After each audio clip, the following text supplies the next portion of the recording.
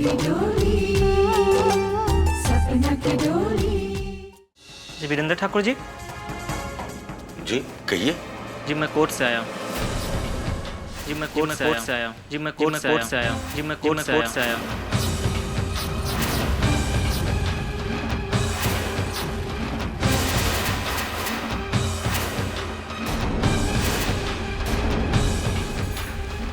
Court से? आपके नाम का नोटिस। नोटिस?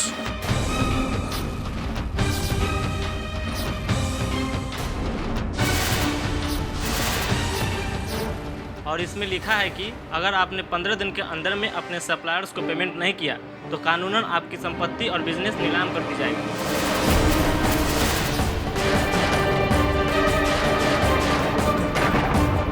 अच्छा मैं चलता हूँ।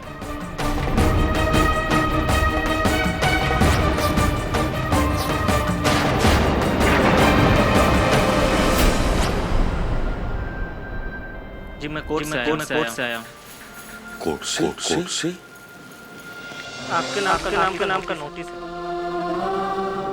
और इसमें लिखा है कि अगर आप 15 दिन के अंदर में सप्लायर्स को पेमेंट नहीं किया तो कानूनन आपकी संपत्ति और बिजनेस नीलाम कर दी जाएगी। और इसमें लिखा है कि अगर आप 15 दिन के अंदर में अपने सप्लायर्स को पेमेंट नहीं किया तो कानूनन आपकी संपत्ति और बिजनेस नीलाम कर दी जाएगी। का बात बहुत परेशान लागत बाड़ो। हम रउआ से कुछ कहल चाहत बानी। देखी केहू और से रुपया कर्जा लेले से अच्छा होई कि रउआ एक बार हमार बाबूजी से बात कर ले। हम उनकर से कर्जा ना ले सकेला। काहे ना ले सकीलन? कहीं रउआ हमार बाबूजी से नाराज तो नहीं बानी? अब एमे नाराजगी वाली कौन बात बा? ना ले सकीला तो ना ले सकीला। देखी रउआ हमार बात समझे ले कोशिश करी। अगर हम केहू और से कर्जा लेब तो कर्जा देवे वाला ऐसे थोड़ी दे दे। कर्जा के बदले कुछ ना कुछ तो जरूर मांगी। ई त दुनिया के दस्तूर बा कि कर्जा देवे वाला के ब्याज त दिवही के परेला।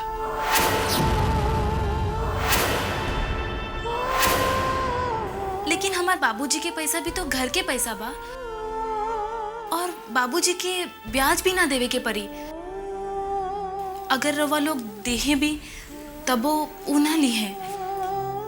एक बार तोहार बाबूजी हम सब के मदद कैले रहलन, जौने के सजा हम आज ले भुगत रहल बानी।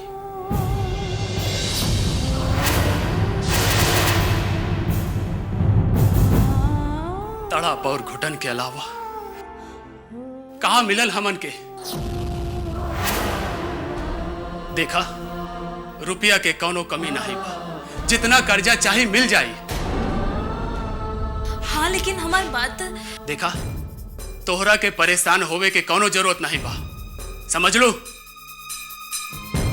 काई परिवार पे हमार इतना भी हक नहीं है कि हम रवा लोगन के परेशानी में शामिल हो सकी।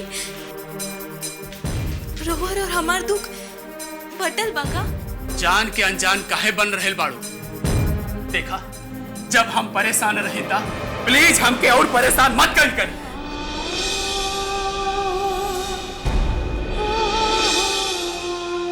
और हाँ हमरा के केहू के नसीहत के कोनो जरूरत नहीं बा, समझ लो।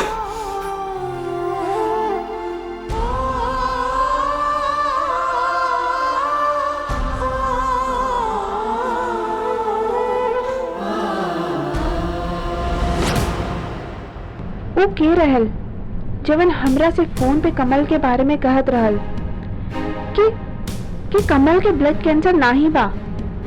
नाही, कमल हमरा से झूठ नाही बोल सकेलन। हमरा के कमल पे शक नाही करे के चाहिए।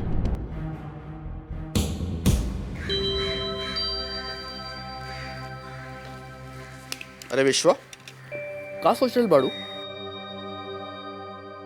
बस इहे सोचत रहली कि अरे हम कब से यहाँ पे बैठल हई, कहाँ रहल?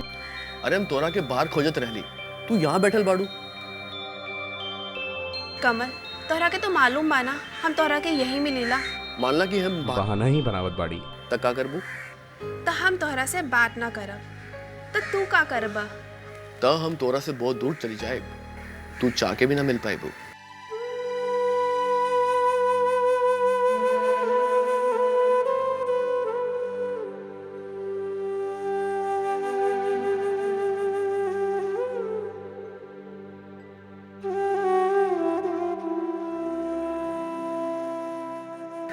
कमल ऐसन मत कहा, तू हमरा दोस्ती तोड़ के ना जा सकेला। ये बात तो सही बा कि हम तोरा से दोस्ती ना तोड़ सकीला, लेकिन जाए के तो परवाह करी। मतलब हम अपने ब्लड कैंसर के इलाज के बदे अमेरिका जात बानी। का? अमेरिका? हाँ विश्वा, हमार बाबूजी हमरा के इलाज करावे बदे अमेरिका भेजत बाड़े। ई तो अच्छी बात बा, और हमो तो इहे चाहत बानी कि तोहार बीमारी जल्दी खत्म हो जाए। वैसे हमरा के ई उम्मीद नहीं बा कि ई बीमारी ठीक हुई।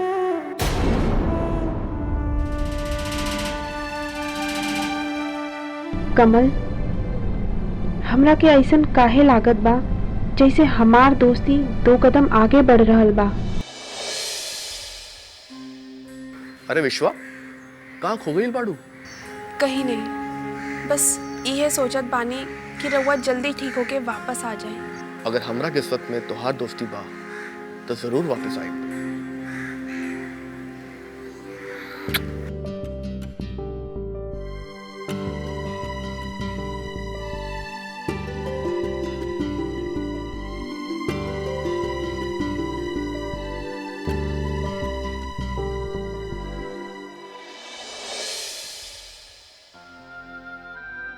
हे भगवान, रउआ हमरा किस्मत में का लिख देलन जवन हम मुसीबत के पिंजरा में बंद हो गइल बानी।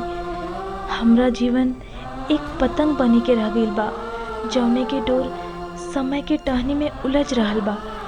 हे विदना, गम के अंधेरा में कहीं हमरे नसीब के दिया बदकिस्मती के हवा से बुझ न जाए। हे जमी गगन के मालिक, बस रउआ के ही सहारा बा।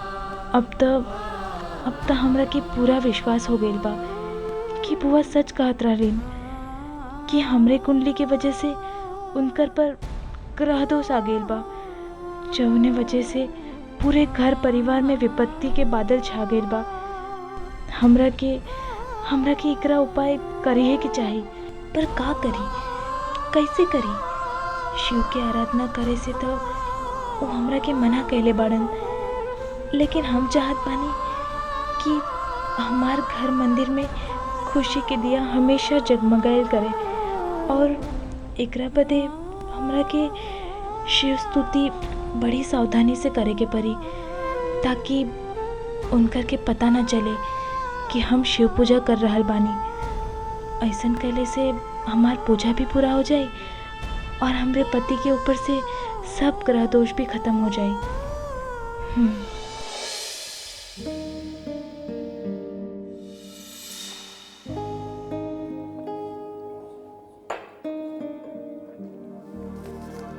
का जमाना आ गई बा, भाई भाई के नहीं बा। का भाई? ला, तू एक पढ़ के देख ला।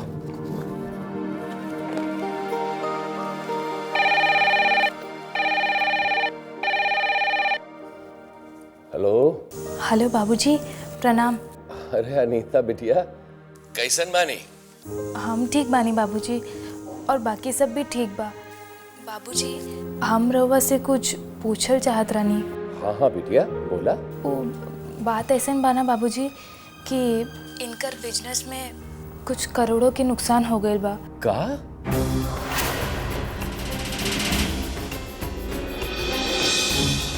करोड़न रुपए का? हाँ बाबूजी, और ये बात के लेके घर में सब लोग बहुत ज़्यादा परेशान बाड़न। इतना बड़ा नुकसान? बाबूजी, हमार रउआ से विनती बा कि रउआ कम से कम एक बार यहाँ आई और बाबूजी से बात कर ली, उनकर तनी दिलासा दे दे। काहे कि घर में सबसे ज़्यादा परेशान हुए बाड़न, रउआ आए हैं ना बाबूजी? हाँ हाँ बिटिया, हम भाई साहब से से जरूर मिलब। तू चिंता मत करा। ठीक बा बाबूजी, अब हम फोन रखत बानी। प्रणाम। अच्छा बिटिया, खुश रह।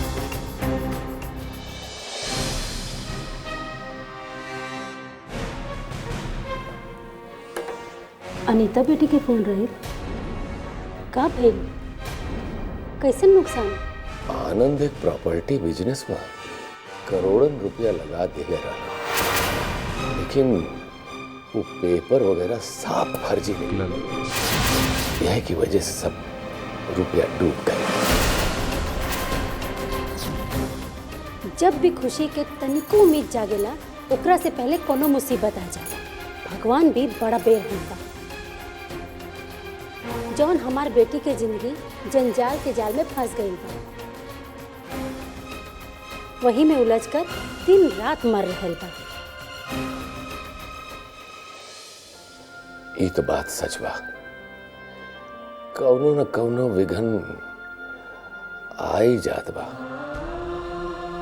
जब से आनंद और अनीता की शादी हुई, तब से हम देख रहे हैं कि कौनो न कौनो विघन आ ही जात बा। आखिर एकर वजह कावा हमारे तो समझ में नहीं आत बा। हे भगवान, हम कवन उपाय करी के अनीता बिटिया की जिंदगी में खुशी लौट आए।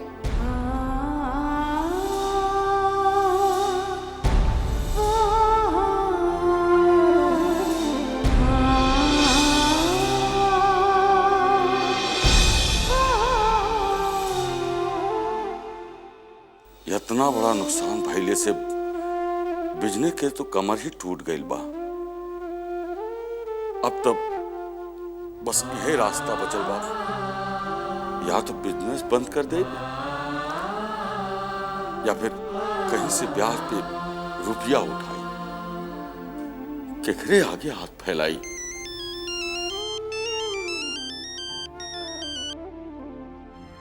हेलो रामेश्वर बाबू, राम राम। राम राम भाई साहब, कैसे बानी? हम ठीक बा। रवा कैसे बानी? हम तो ठीक बानी, मगर रउआ के बारे में सुन के बहुत दुख भाई। अब जो होए के रहल वो तो हो गए। भाई साहब, घबराइले से काम न चली, धीरज रखा। हाँ भाई साहब, हम ये कहे का चाहत बानी कि रउआ अगर हमका कवनो लायक समझे तो सेवा का मौका दे, हमका खुशी हुई। रामेश्वर बाबू, रवा इतना पूछ लेलन, इतना ही काफी बा। भाई साहब, दोस्त नाते रिश्तेदार कवनो काम के जो मुसीबत में साथ न दे। रामेश्वर बाबू, रवा तो आप बहुत महान बानी। रवा की महानता के बखान न कही जा सकेला।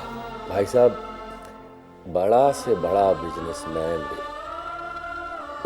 लेन देन करेला।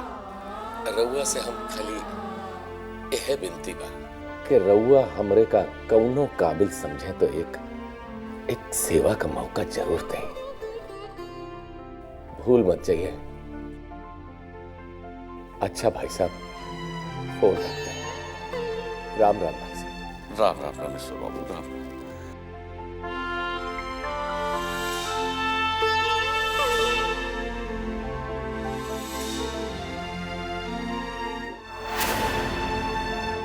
चौधरी साहब, रउआ से रुपया के बारे में बात भइल रहे। हाँ चौधरी जी, हाँ। रउआ का कहत बानी? अरे हम तो रउआ के भरोसे बानी, ना दे सकेला। ठीक बा, जैसन रउआ के मर्जी। रउआ इतना परेशान काहे हो रहल बानी?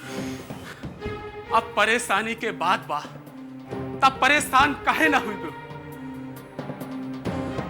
चौधरी साहब से पूरा उम्मीद रहल कि उनकर से पैसा मिल जाए, लेकिन वो इनकार कर दिलन।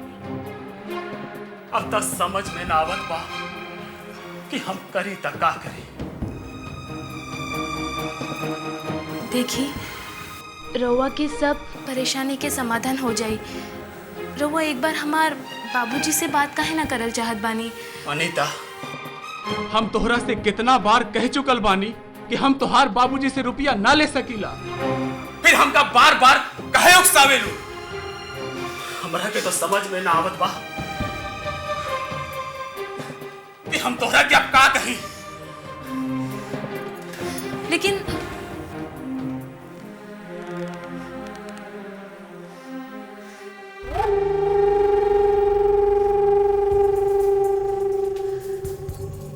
का हो अनीता रानी, का भइल, का बात बा? काहे मन मार के खड़ी बाड़ू? हाँ, आनंद से कुछ कहा सुनी हो गल बा का? नहीं बुआ जी, बात ऐसन बा कि हमार बाबूजी इनकर मदद करे खातिर तैयार बाड़न, लेकिन ई है कि हमार बाबूजी की मदद लेवे खातिर तैयार नहीं थे। ऐसन बात बा? ई आनंद के दिमाग में भूसा भर गइल बा, जोन तोहर ई बात ना मानेलन। हाँ बुआ जी, अब तू ही बताई, जब केहू रुपया देवे खातिर तैयार नहीं थे तब रुपया कहाँ से आई? अनीता, एक रास्ता बा, थोड़ा टेढ़ा बा, लेकिन उसे मदद भी हो जाए और आनंद के पता भी नहीं चली। ये कैसे हो सकीला बुआ?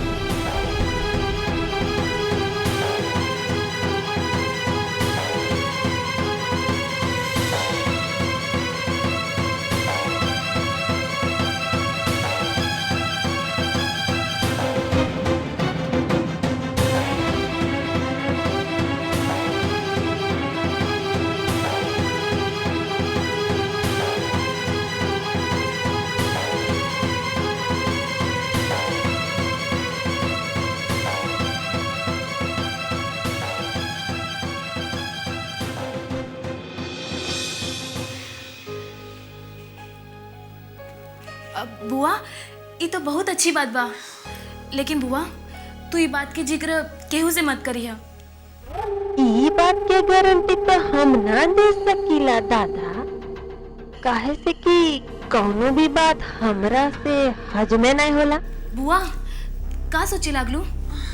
बतावा ना, तू ये बात केहू से ना बताइबू ना? हाँ हाँ, हम तो केहू से नहीं बताइब। अब पगला गल बड़ू का?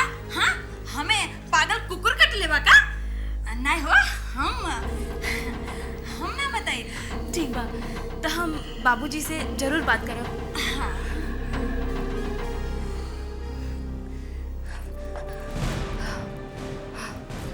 हवानियन के भी हद होला, साला कुत्तन की जात। चांदनी, चांदनी, का भइल तोरा के? तू आज फिर शराब पी के आइल बाड़ू? चांदनी, केकरा इतना गाली दे रहल बाड़ू? जंगली जानवर की जैसन। चांदनी, चांदनी, का भइल? सब मर्द जात एक जैसन होलन, अपन मर्दानगी औरतन पे दिखावेलन। कमीनन के ही ना पता होला कि औरत एक फूल जैसन होलिन, और फूल के पैरों तले ना कुछ ले। काबिल चांदनी, काबिल हमरा के बतावा, काबिल का कर बुझान के? का कर बुझान के तू? शामली, तू खुशकिस्मत बाड़ू कि तोहरा के फिल्म में काम मिल गई। तू ये जानल चाहत बाड़ू ना हमें कौन कर गई?